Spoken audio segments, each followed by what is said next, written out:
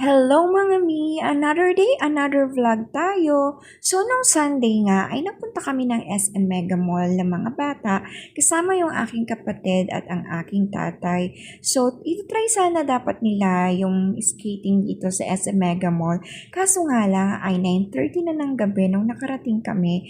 Alanganing oras na. So, kapag ka ganun, buo pa rin yung babayaran mo. Minimum of 2 hours kasi. At hanggang 10:30 lang sila ng gabi. So, hindi na namin na-try. At eto na nga mga minahuli kami disgrasya dito sa skating area. Ayan, kung mapapansin nyo, ay may dalawang lalaking nag-slide sa harap namin habang nagbi-video kami. So, tinakpan ko na nga lang yung mukha nila at dahil baka matulog ako, ano? So, eto na nga, dapat kung lalo na kung first timer tayo dito, ay kailangan nating magsuot ng safety gear, lalo na yung helmet kung hindi pa naman tayo ganoon kagaling mag-balance at hindi pa